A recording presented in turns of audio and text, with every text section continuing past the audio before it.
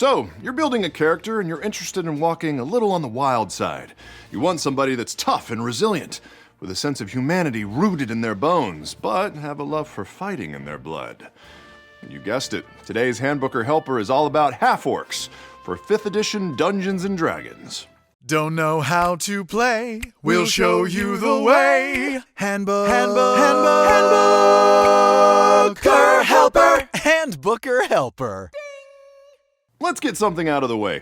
Half-orcs are no more inherently evil than any other race in D&D. Some orcs might lean into their whole created by an evil god background, but not all orcs are bad, just like how not all humans are good. Half-orcs exemplify that concept, and that inner struggle over base instinct and societal perceptions of them can be so much fun to roleplay.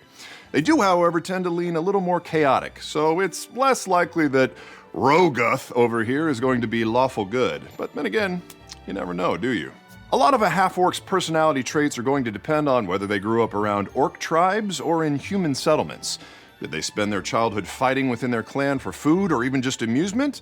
Well, then they're probably going to be more likely to throw the first punch. Did they grow up among trade and haggling? Well, then maybe your half-orc tries to take a more diplomatic approach to difficult circumstances.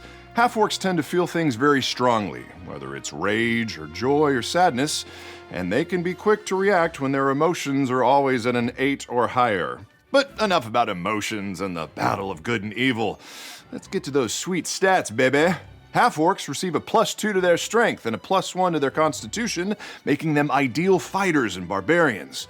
They're usually pretty big, averaging over 6 feet tall, but their size is still medium. Though you could have a runt of the litter, who only has an 11 strength and is barely around 6 feet tall, but I wouldn't know anything about that. Usually battle-scarred, with gray or green skin and tusks, that orcish build gives them proficiency in the intimidation skill. They age a little faster than their human side would have you believe, reaching maturity around 14, and live into their 70s on average. Half-orcs can read and write Common and Orcish, and they get dark vision, so they can see up to 60 feet in dark and dim light. Oh, and something nifty? Half-orcs get a trait called Relentless Endurance, which means that if they drop to 0 hit points and aren't killed immediately, they can pop back up to 1 hit point, giving you plenty of time to either cut that enemy down to size or down a health potion. You just have to remember to do it. But they can't do this repeatedly. It's a one and done until you have another long rest. Their final trait is called Savage Attacks, and it means that if you're fighting with a melee weapon and you make a critical hit, you can roll one of the weapon's damage die again and add it to the extra damage. So if you're wielding a greatsword, which does 2d6 damage, and you get a critical hit on that stupid mimic that was just a chair 2 minutes ago, you can roll another d6 and add it to the damage you already rolled and doubled. Well, that's it for today's Handbooker Helper, and remember, don't judge a half-orc by their intimidating cover, you hear? Handbooker Helper. Handbooker Helper.